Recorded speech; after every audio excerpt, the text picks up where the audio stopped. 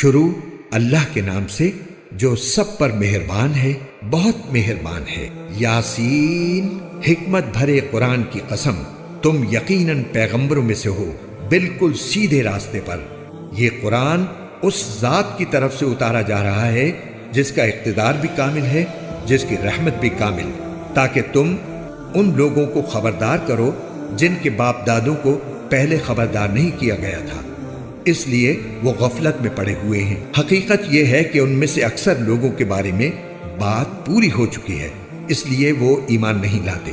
ہم نے ان کے گلوں میں طوق ڈال رکھے ہیں جو ٹھوڑیوں تک پہنچے ہوئے ہیں، اور اس وجہ سے ان کے سر اوپر کو اٹھے رہ گئے ہیں، اور ہم نے ایک آڑ ان کے آگے کھڑی کر دی ہے اور ایک آڑ ان کے پیچھے کھڑی کر دی ہے، اور اس طرح انہیں ہر طرف سے ڈھانک لیا ہے، جس کے نتیجے میں انہیں کچھ سجائی نہیں دیتا، اور ان کے لیے دونوں باتیں برابر ہیں، چاہے تم انہیں خبردار کرو یا خبردار نہ کرو، وہ ایمان نہیں لائیں گے۔ تم تو صرف ایسے شخص کو خبردار کر سکتے ہو جو نصیحت پر چلے اور خدائے رحمان کو دیکھے بغیر اس سے ڈرے، چنانچہ ایسے شخص کو تم مغفرت اور باعزت اجر کی خوشخبری سنا دو۔ یقیناً ہم ہی مردوں کو زندہ کریں گے، اور جو کچھ عمل انہوں نے آگے بھیجے ہیں ہم ان کو بھی لکھتے جاتے ہیں، اور ان کے کاموں کے جو اثرات ہیں ان کو بھی، اور ہم نے ایک واضح کتاب میں ہر چیز کا پورا احاطہ کر رکھا ہے۔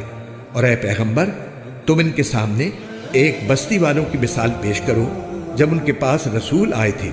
جب ہم نے ان کے پاس شروع میں 2 رسول بھیجے تو انہوں نے دونوں کو جھٹلا دیا، پھر ہم نے ایک تیسرے کے ذریعے ان کی تائید کی، اور ان سب نے کہا کہ یقین جانو ہمیں تمہارے پاس رسول بنا کر بھیجا گیا ہے۔ انہوں نے کہا تمہاری حقیقت اس کے سوا کچھ بھی نہیں کہ تم ہم جیسے ہی آدمی ہو، اور خدائے رحمان نے کوئی چیز نازل نہیں کی ہے اور تم سراسر جھوٹ بول رہے ہو۔ ان رسولوں نے کہا ہمارا پروردگار خوب جانتا ہے کہ ہمیں واقعی تمہارے پاس رسول بنا کر بھیجا گیا ہے، اور ہماری ذمہ داری اس سے زیادہ نہیں ہے کہ صاف صاف پیغام پہنچا دیں۔ بستی والوں نے کہا ہم نے تو تمہارے اندر نحوست محسوس کی ہے، یقین جانو اگر تم باز نہ آئے تو ہم تم پر پتھر برسائیں گے، اور ہمارے ہاتھوں تمہیں بڑی دردناک سزا ملے گی۔ رسولوں نے کہا تمہاری نحوست خود تمہارے ساتھ لگی ہوئی ہے، کیا یہ باتیں اس لیے کر رہے ہو کہ تمہیں نصیحت کی بات پہنچائی گئی ہے؟ اصل بات یہ ہے کہ تم خود حد سے گزرے ہوئے لوگ ہو۔ اور شہر کے پرلے علاقے سے ایک شخص دوڑتا ہوا آیا، اس نے کہا اے میری قوم کے لوگوں، ان رسولوں کا کہنا مان لو، ان لوگوں کا کہنا مان لو جو تم سے کوئی اجرت نہیں مانگ رہے اور وہ صحیح راستے پر ہیں۔ اور بھلا میں اس ذات کی عبادت کیوں نہ کروں جس نے مجھے پیدا کیا ہے، اور اسی کی طرف تم سب کو واپس بھیجا جائے گا۔ بھلا کیا اسے چھوڑ کر میں ایسوں کو معبود مانوں کہ اگر خدائے رحمان مجھے کوئی نقصان پہنچانے کا ارادہ کر لے تو ان کی سفارش میرے کسی کام نہ آئے اور نہ وہ مجھے چھڑا سکیں۔ اگر میں ایسا کروں گا تو یقیناً میں کھلی گمراہی میں مبتلا ہو جاؤں گا۔ میں تو تمہارے پروردگار پر ایمان لا چکا، اب تم بھی میری بات سن لو۔ آخر کار بستی والوں نے اس کو قتل کر دیا، اور اللہ تعالیٰ کی طرف سے اس سے کہا گیا کہ جنت میں داخل ہو جاؤ۔ اس نے جنت کی نعمتیں دیکھ کر کہا کاش میری قوم کو معلوم ہو جائے کہ اللہ نے کس طرح میری بخشش کی ہے اور مجھے باعزت لوگوں میں شامل کیا ہے۔ اور اس شخص کے بعد ہم نے اس کی قوم پر آسمان سے کوئی لشکر نہیں اتارا، اور نہ ہمیں اتارنے کی ضرورت تھی۔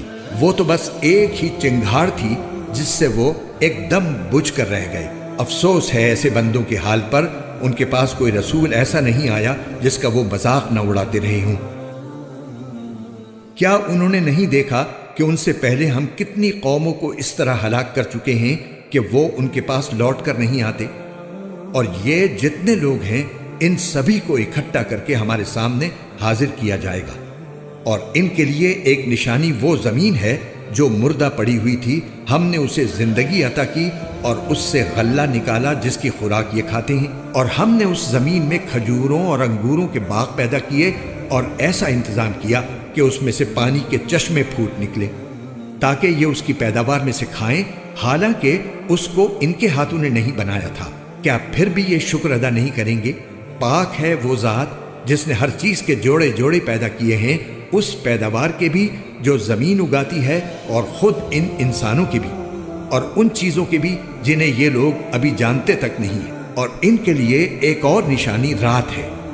हम उस पर से दिन का छिलका उतार लेते हैं तो वो यकायक अंधेरे में रह जाते हैं और सूरज अपने ठिकाने की तरफ चला जा रहा है। ये सब उस जात का मुकर्रर किया हुआ निजाम है जिसका इक़्तिदार भी कामिल है, जिसका इल्म भी कामिल, और चांद है कि हमने उसकी मंजिलें नाप तोल कर मुकर्रर कर दी है। यहाँ तक कि जब वो उन मंजिलों के दौरे से लौट कर आता है तो खजूर की पुरानी टहनी की तरह पतला होकर रह जाता है। न तो सूरज की ये मजाल है कि वो चांद को जा पकड़े और न रात दिन से आगे निकल सकती है, और ये सब अपने अपने मदार में तैर रहे हैं। और इनके लिए एक और निशानी ये है कि हमने इनकी औलाद को भरी हुई कश्ती में सवार किया और हमने इनके लिए उसी जैसी और चीजें भी पैदा की जिन पर ये सवारी करते हैं, और अगर हम चाहें तो इन्हें गर्क कर डालें, जिसके बाद न तो कोई इनकी फरियाद को पहुंचे और न उनकी जान बचाई जा सके।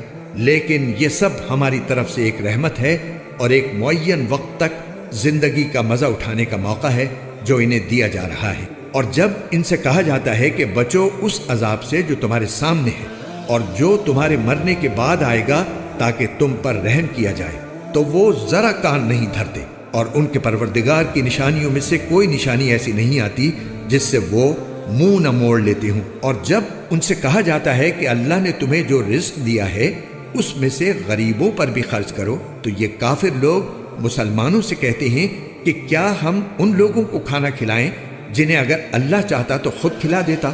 मुसलमानों, तुम्हारी हकीकत इसके सिवा कुछ भी नहीं कि तुम खुली गुमराही में पड़े हुए हो, और कहते हैं कि ये क़यामत का वादा कब पूरा होगा। मुसलमानों, बताओ अगर तुम सच्चे हो। दरअसल ये लोग बस एक चिंगाड़ का इंतजार कर रहे हैं जो इनकी हुज्जतबाजी के ऐन दरमियान इन्हें आ पकड़ेगी। फिर न ये कोई वसीयत कर सकेंगे और न अपने घर वालों के पास लौट कर जा सकेंगे, और सूर फूंका जाएगा तो यकायक ये अपनी कब्रों से निकलकर अपने परवरदिगार की तरफ तेजी से रवाना हो जाएंगे। कहेंगे कि हाय हमारी कमबख्ती, हमें किसने हमारे मरकज से उठा खड़ा किया है। जवाब मिलेगा कि ये वही चीज है जिसका खुदाए रहमान ने वादा किया था और पैगंबरों ने सच्ची बात कही थी, और कुछ नहीं, बस एक जोर की आवाज होगी जिसके बाद ये सब के सब हमारे सामने हाजिर कर दिए जाएंगे। चुनाचे उस दिन किसी शख्स पर कोई जुल्म नहीं होगा और तुम्हें किसी और चीज का नहीं बल्कि उन्हीं कामों का बदला मिलेगा जो तुम किया करते थे। जन्नत वाले लोग उस दिन यकीनन अपने मशगले में मगन होंगे। वो और उनकी बीवियां घने सायों में आरामदेह निशस्तों पर टेक लगाए हुए होंगे। वहां उनके लिए मेवे होंगे और उन्हें हर वो चीज मिलेगी जो वो मंगवाएंगी। रहमत वाले परवरदिगार की तरफ से उन्हें सलाम कहा जाएगा, और काफिरों से कहा जाएगा कि ए मुजरिमों, आज तुम मोमिनों से अलग हो जाओ। ए आदम के बेटो, क्या मैंने तुम्हें ये ताकीद नहीं कर दी थी कि तुम शैतान की इबादत न करना, वो तुम्हारा खुला दुश्मन है, और ये कि तुम मेरी इबादत करना यही सीधा रास्ता है। और हकीकत यह है कि शैतान ने तुम में से एक बड़ी खलकत को गुमराह कर डाला। तो क्या तुम समझते नहीं थे? ये है वो जहन्नम जिससे तुम्हें डराया जाता था। आज इसमें दाखिल हो जाओ क्योंकि तुम कुफ्र किया करते थे। आज के दिन हम उनके मुंह पर मोहर लगा देंगे और उनके हाथ हमसे बात करेंगे और उनके पांव गवाही देंगे कि वो क्या कमाई किया करते थे। और अगर हम चाहें तो यही दुनिया में उनकी आंखें मलिया मेट कर दें, फिर ये रास्ते की तलाश में भागे फिरें, लेकिन इन्हें कहाँ कुछ सुझाई देगा। और अगर हम चाहें तो इनकी अपनी जगह पर बैठे बैठे इनकी सूरतें इस तरह मस्क कर दें कि ये न आगे बढ़ सकें और न पीछे लौट सकें। और हम जिस शख्स को लंबी उम्र देते हैं उसे तख्लीकी एतबार से उलट ही देते हैं। क्या फिर भी उन्हें अक्ल नहीं आती? और हमने अपने इन पैगंबर को न शायरी सिखाई है और न वो इनके शायान शान है।